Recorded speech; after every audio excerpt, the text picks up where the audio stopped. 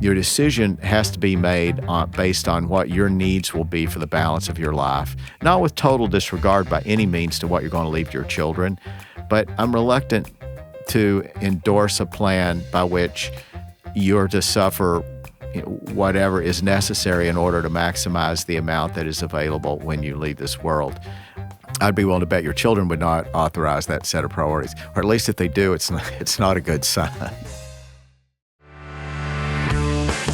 Life's Third Act is a podcast dedicated to helping you get the most out of your retirement. Sponsored by Tucker Allen, Attorney-CPA Joe Cordell features guests each week to discuss prominent topics for those over 55. Here's Attorney-CPA Joe Cordell. Welcome to another episode of Life's Third Act. We're in a three-part series that is talking about how to make your home your forever home, meaning people who want to stay in their home. You want to stay put. It's called in the parlance of the era, it's called aging in place. Before we talk about the show today, I want to remind you that it's very important to us to get subscriptions. For you to press that like button is helpful, but the subscribe button is the most important thing to us. So those of you who want to age in place, meaning you perhaps have been in a home, I'd be willing to bet for most of you, you've probably been in the home you're in for 10 years plus. Some of you raised your children there, and your children now have children. So there are good reasons, and I understand that, why people want to stay in their home. Now, others are critical of that, particularly people in the healthcare industry or people who focus on senior care. You know, they argue that there are such wonderful and efficient alternatives that people should be more willing to consider those. And it is true that unlike 20 years ago, we've talked a lot on this show about the fact that there are marvelous homes or communities in which you get assistive care or even skilled care. So there are so many options out there, very nice places, and not necessarily in your hometown, I understand, but perhaps nearby, in a nearby city, or some of you who don't have family things to consider, children, grandchildren, you may be free to choose from a wider geographical area. I can tell you Florida's nice, as you've heard me talk about. I'm a big fan of Naples in particular. So I know that there are nonetheless people who simply don't care for that, and that's not what they're interested in. So I want to talk to you and help you develop a plan that would maximize the odds that you'll be able to stay in your house to the end, that you'll be able to pass from this world in your bed at home, if not, up until near that point. So the objective is to figure out the things that you need to do in order to make that happen. I think that we shouldn't simply have a plan that's based on hope. That's not a good plan. A better plan is one in which you think about what's going to be necessary. And we started this last year with kind of a general discussion of this subject. We talked about some of the factors at play. We talked about what areas or what expenses might not be covered that would be paid out of pocket versus Medicare covering things when you're getting treatment for an illness, for example, or an injury. Those sorts of things, and rehabilitation to a point is covered. So there are things that would be covered, and some of which would be covered for somebody to come to your home to do, but not things that are going to be on an ongoing basis, not those things that are more in the area of custodial or maintenance care. I choose the word maintenance a little carefully because there have been some rulings in the courts in which if something is essential for your maintenance, it might qualify for coverage under some existing healthcare insurance or even Medicare. But I don't want you to place too much hope on that definition. I think the bottom line is think that Medicare is going to be willing to pay for the things that relate to treatment for an illness or an injury and the rehabilitation associated with that within reason. But the sort of chronic custodial care that nursing homes often do, that's much of what skilled care facilities like that do is it's people who meet more the definition of needing professionals around them because they have deteriorated to such an extent. So that's a different definition from what Medicare and health insurance companies are prepared to cover. So some of you will have long-term care insurance, incidentally, and that is designed to cover things such as that. But as to others, there definitely is a trend for companies to provide things for home care. If you need respiratory care, if you need some sort of physical therapy, those things are often available now in your home. If we were having this conversation 20 years ago, there would have been very few companies that did that sort of thing. So it clearly is a trend. In other words, there are a lot of people like you who want to stay in their home as long as they can. Strong roots are essential for a healthy tree, especially your family tree. That's why you work hard to take care of your family every day. At Tucker Allen, we know that taking care of your family means planning for the future. Our team provides personalized estate planning to help you protect your family, your legacy, and your future. From wills and trusts to long-term care and estate planning, count on Tucker Allen, personalized estate planning made simple. Today, I want to pick up with the physical environment of your home. We need to think about, is your particular home especially suitable to carrying you the distance? And for many of you, it will be. But let's talk about what those characteristics would be.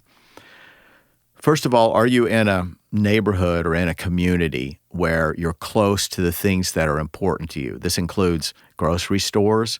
This includes your church, your synagogue, whatever. Are you close to friends? What about your proximity to family members? That can be huge. If you're close to family members, then that means that you're close to people who can come and help you to the extent that you need it urgently. Or is this a neighborhood where you can get out and have some physical activity safely and at the same time in a walking friendly environment neighborhood? So it's not just enough that you're not going to get mugged, or are you in danger of being run over out walking on roads that have no sidewalks? Is your environment friendly to somebody who is a pedestrian? I would also want to talk a little bit about the physical condition of your house. One aspect of that is, how old is the house? If it's a house that's going to need a significant amount of work to bring it up to the level that you will need it as you age, then you need to figure that in your budget.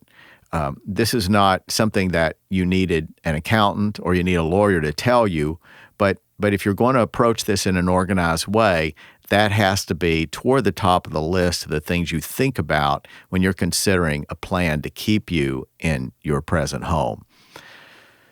Do you have the money to sort of do these updates and renovations that may be necessary immediately?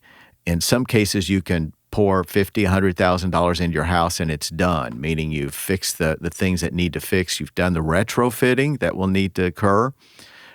In other words, you've assured that this facility now is in a position, when I say facility, I mean your house. This house is in a condition where it should do well with reasonable maintenance and upkeep for the next 30, 40 years, however long we're talking about. A piece of that also, other than simply the age and the physical condition of your house generally, is the floor plan. I know you've thought about the issue of the fact maybe you don't have a master bedroom on the main level. I'm sure you've given this some consideration, but I'm going to argue to you that that's virtually a deal killer. If you can't make that happen, if there's not a possibility to either add on to your house to place a bedroom on the main level, or for you to perhaps repurpose a room to make it a bedroom on the main level, if that's not practical, that's almost a deal killer for what we're talking about here. Now, I should throw in that some of you will have room for an elevator. I'm not going to dwell on this because I think for most people, putting an elevator in your house is not feasible. I know some of you are thinking that, what about these stair lifts? I'm not a fan of the stair lifts. Maybe some of you are. In that case, you can regard that as a reasonable remedy. But remember, it's got to work every time. And it can't work some of the time because that's where you sleep every day. So I'm not a fan of that as an answer, though I know I've talked to people who say that they did it and it worked fine. So think about whether that is going to be a showstopper for you, having a master bedroom on the main level. The other thing to think about is the retrofitting generally, the width of your hallways. You have to allow for the chance that you're going to be in a wheelchair at some point. Hopefully not, but there is a chance that it's going to happen. 50-50, I don't know those odds. So how difficult would it be for you to assure that the sort of mobility throughout your house that you would need? And remember, this also is a mobility to get you up and down stairs. Now, it's true you can have your wheelchair, an up and down wheelchair. You can have a little scooter in the house. There's lots of really cool devices today that allow you to get around. And wheelchairs now are much more petite than they used to be. They were these heavy steel sort wide devices that now they're light and often very compact. So depending on your size, if you're pretty lean, then it's possible that you'd be talking about something that would weigh half what that alternative would have weighed 10 years ago. So think about the practicality of retrofitting your house for somebody who has a lot of trouble getting around. The showers generally are not a problem to put handles in there. That's generally easy done. You might even be able to pull out a tub and put kind of a step-in modern option, or to just use a shower for some of you. It's better, or to even be able to roll directly in to the shower from the floor of your bathroom. There's lots of options. So generally that can be done. But now we're talking about money, whatever you do here. So, you need to do the calculation where you have on one side of the page these things we're talking about now, and then, of course, the expenses on the other column of moving somewhere. Now, if you move somewhere, you do get to sell your house, and you get a bunch of money from that, I assume. So think about that when you're creating that column. But also, though, with this, if you don't have the physical environment to make this practical, then it really does kind of end the discussion. And so it's not just the community. The community is important, granted, for those reasons. I mentioned a few of them.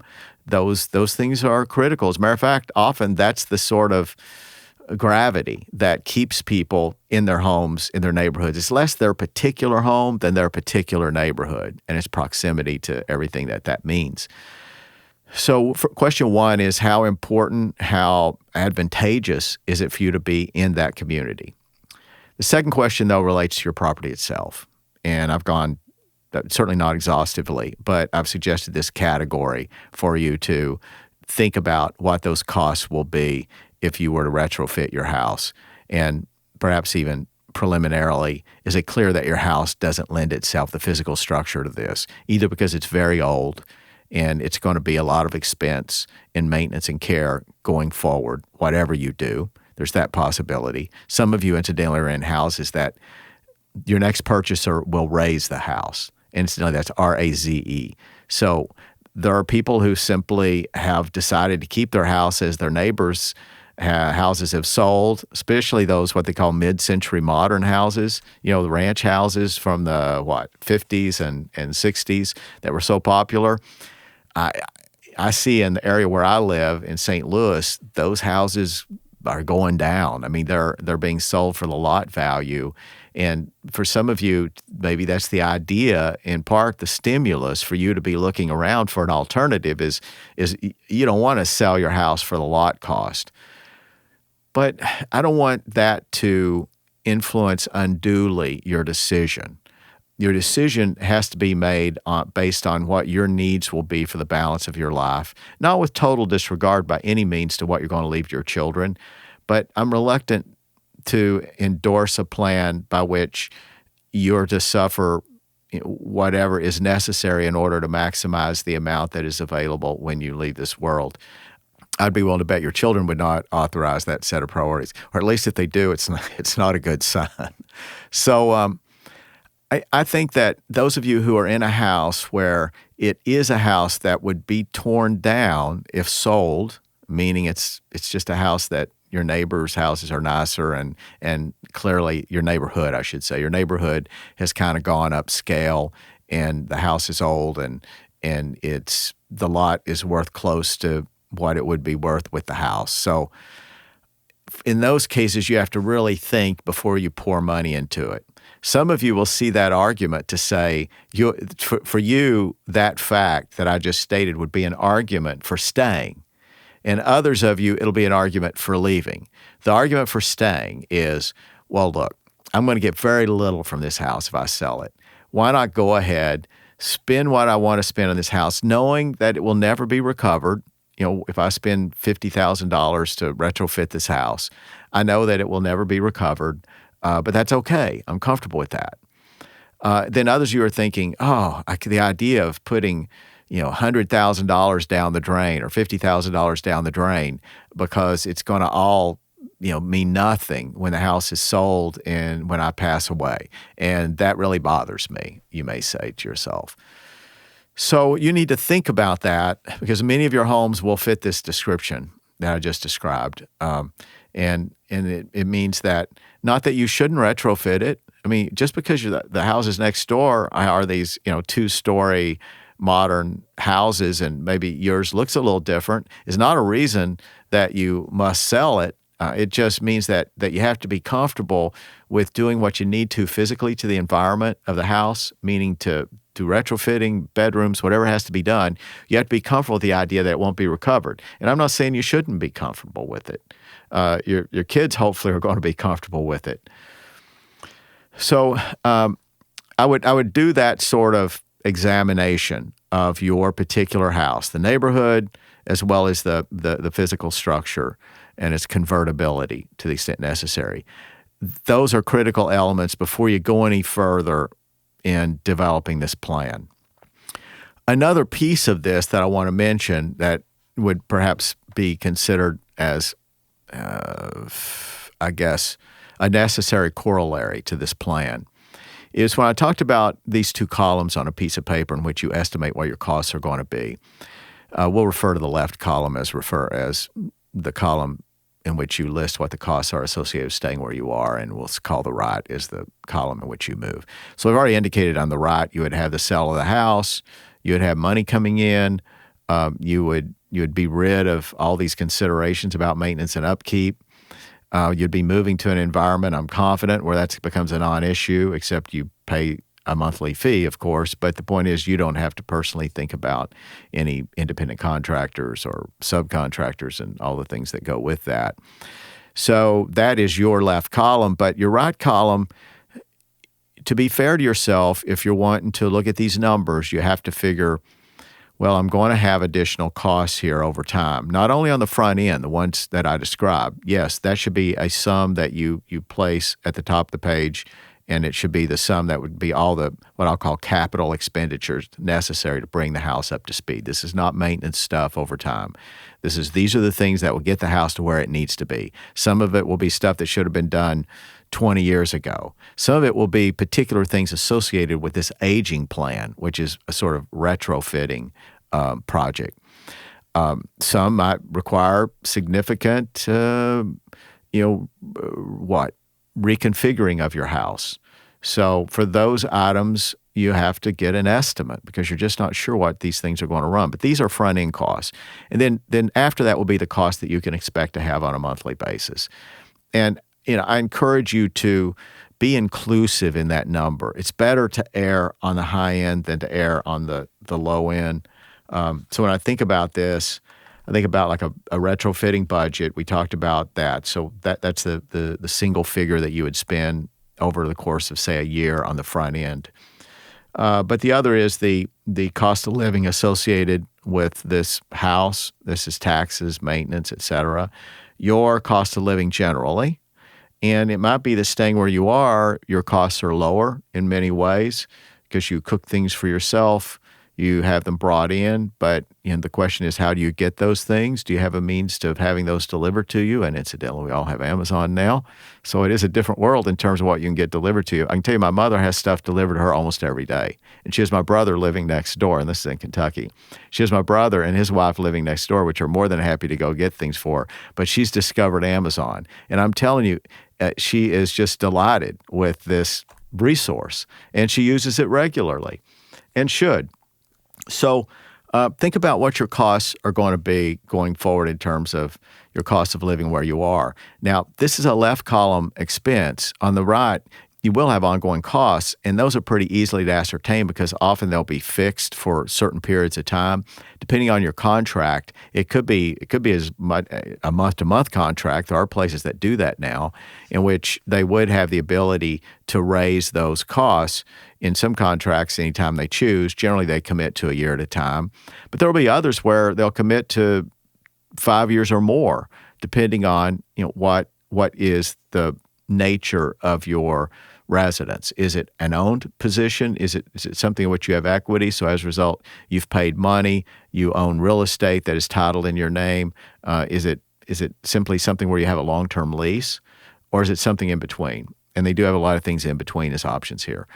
But those things are going to go on the right side. So you're going to have to go ahead and independently identify those for yourself and fill those numbers in. But I would argue it's easier to fill those numbers in than it is the ones on the left. Because the ones on the left, you have to think a little bit about, what will my food costs and other things be going forward? And you have to imagine a change in circumstance. In other words, don't assume that what you're spending now, adjusted for inflation, will always be the same. Even adjusted for inflation, those costs may be different if you don't have the ability to get those things the way you get them now. Now, again, we have Amazon Prime, so it's a game changer in how you do these calculations. You may not need to have somebody go pick up stuff physically, and while you do pay for them to deliver things, it's pretty efficient. So I think that when you calculate these costs, you've got to figure your real estate costs associated with staying in your house. You're going to have real estate taxes, maintenance, upkeep, and then, of course, you're going to have all those things associated with your day-to-day living, food, utilities, et cetera. So those things should be more reasonably predictable. It's just that you're going to have to give them some thought when you're thinking about your house more than you can if you're writing a single check based on what the costs are today at the alternative, the right column alternative. But let me add some things to what would go on the left-hand side. There are going to be some special items that you'll want to include, things like travel. I mean, you're not going to stay in this house all the time. I know we're talking about you living in the house, but the point is, realistically, as long as you can, you want to travel some. So you've got to include that budget on the left-hand side. When you look at remember, this is a feasibility of staying in this in-house versus moving to some sort of community environment. I don't know if you historically have traveled once a year. Are you one of those people, or are you one of those people that travel 10 times a year? And I meet those when occasionally my wife and I will go on tours, and we like to travel. And we see people, and I mean older people who they travel a lot, and they aren't necessarily affluent. You might think, well, gee, people who do that, they must have a ton of money. But for the most part, these people are people who they've been pretty frugal. Like college professors and people such as that they've been pretty frugal, and when they travel, they try to save money, though they are prepared to go on relatively nice cruises and whatnot. But you can be sure they shop them carefully. They find when they're on sale, et cetera.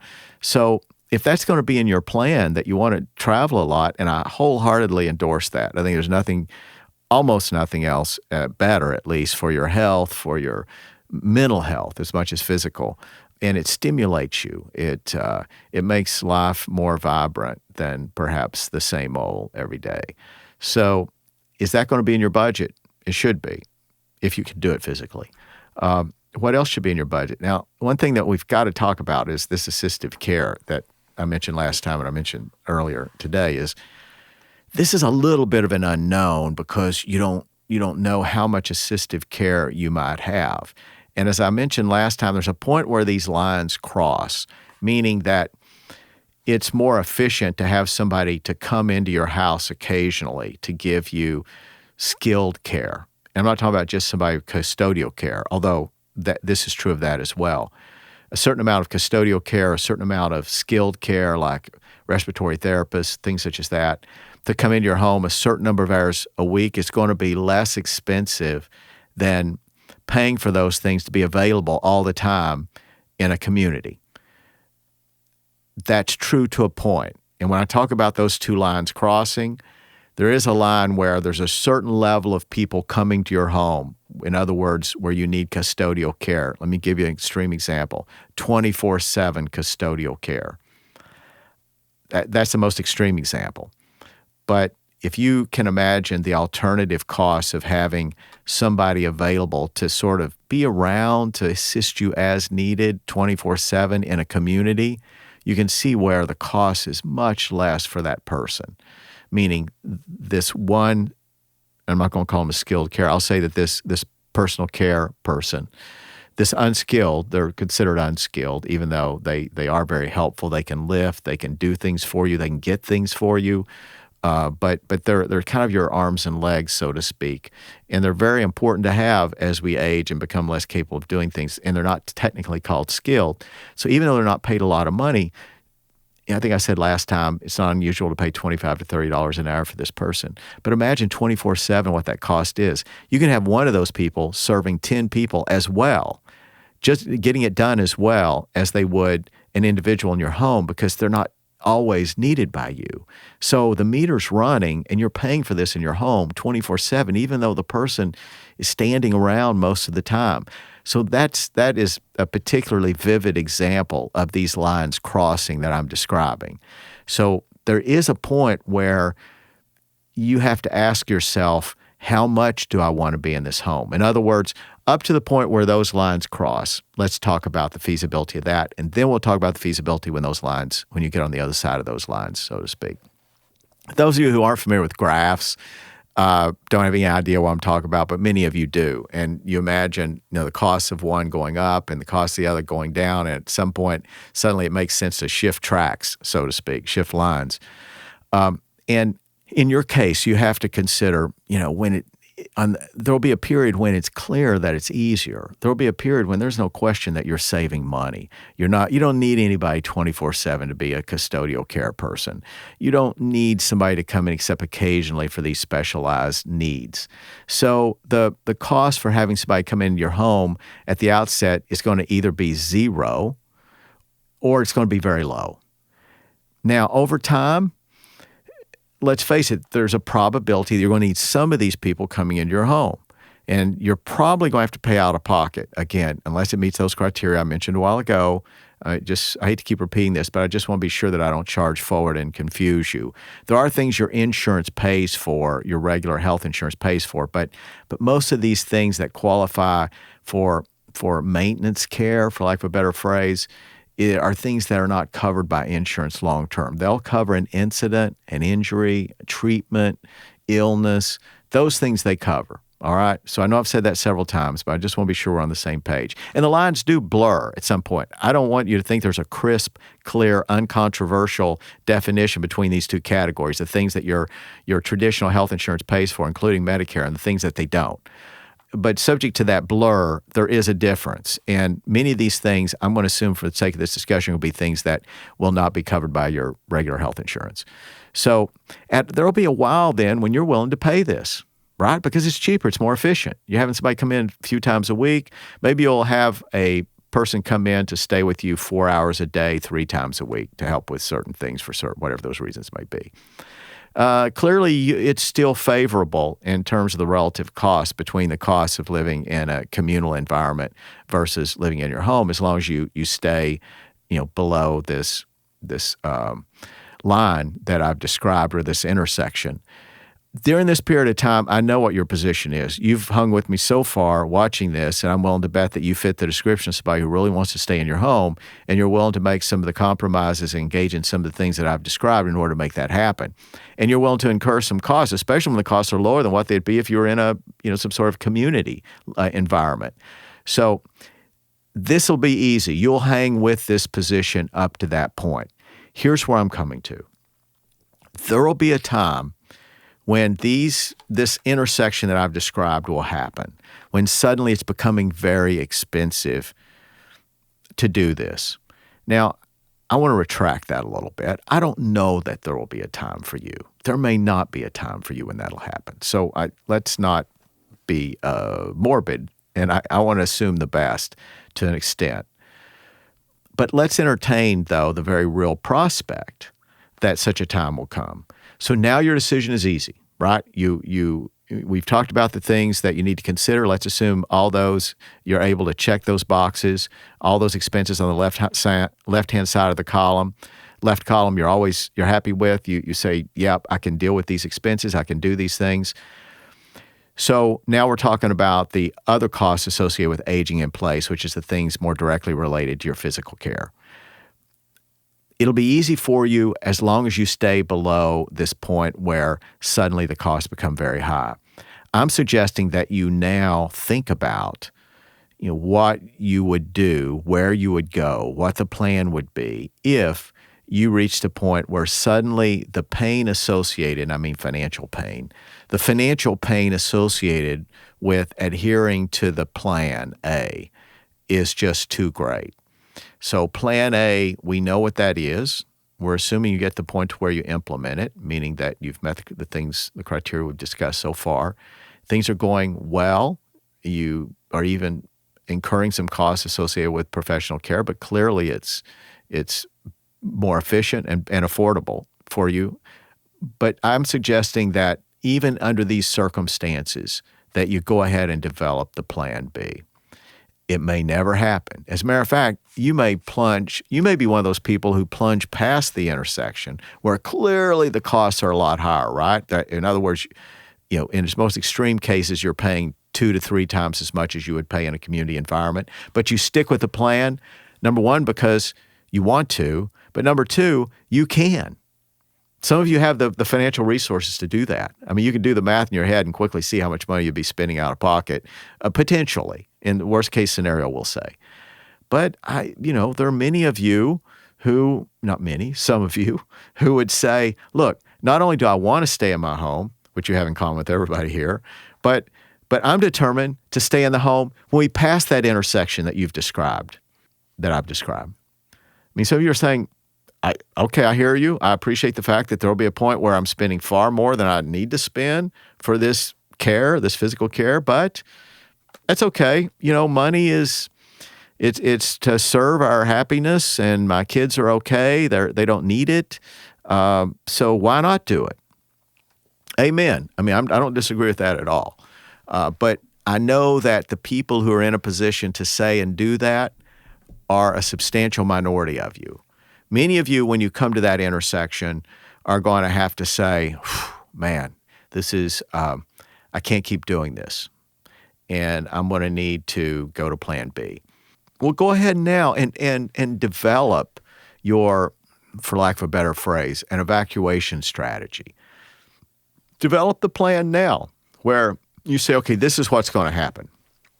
I'm going to list this property with so-and-so. I know that at the time I sell it, its value will be significantly less than what it would be if it were perhaps sitting in a different place or were perhaps a different floor plan.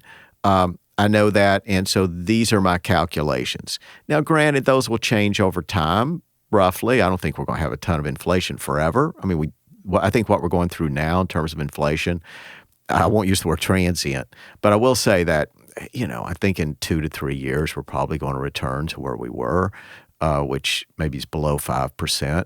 So I think you can do these calculations without assuming huge increases in costs. So I would suggest that even though you have this plan, you're a person who knows at the outset, at the threshold of this decision, that it's feasible for you to have a plan A that's going to keep you in the house. You've considered the things I've talked about, and you're good with that. The property is good with that. Its location, its condition, your financial resources, you've done a budget. So when you look at the left-hand side of that column, you say, this is affordable, and I can afford to do this, at least to the point of the intersection. And I'm telling you that now, not then, you should develop that plan. You should have the plan B now so that you know where you would go and what you would do. It's okay that it may change. I mean, it may be if you have to implement plan B and it's 15 years down the road, that your plan will be a little different. You won't go to the same place. You may have resources then or not that you have now. So it's not so important that plan B be something that is immutable. It's important that you have the plan B and that as things change, you can change plan B. But at any given point, you do have it. Remember, what you imagine to be something that might never occur, but most likely will occur 15, 20 years from now, could very well occur tomorrow afternoon. So by that I mean you have traumatic events that occur such as heart attacks, strokes, car accidents, falls. So you're developing a plan B, recognizing, number one, that it may never be needed. Number two, that its most likely scenario is going to be beyond a decade in the future. But that you might possibly need someone to implement on your behalf in the next 48 hours, just to be dramatic. You get my point. This isn't something where, as we age, we can assume that these life-changing events that are relatively rare when you're young are equally rare when you're old. They're not equally rare. They're more likely as we age. So in approaching this, I think that I've kind of laid out for you a general grid, a basis, at least I hope, a way to think more clearly about your future, where you're going to be, and what those costs might be. I'm going to do another episode. In this other episode, I'm going to focus a little more on the financial, but especially the legal side of implementing what I've just described. Hope this has been of help to you. This has been another episode of Life's Third Act. Till next time, take care. You've been listening to Life's Third Act, a podcast for thriving in retirement, sponsored by Tucker Allen, your estate and elder law advisors. Each week, we discuss topics and answer questions to help you better plan for your future. For more information, visit tuckerallen.com. Subscribe and listen again next week for another edition of Life's Third Act. The choice of a lawyer is an important decision and should not be based solely on advertisements.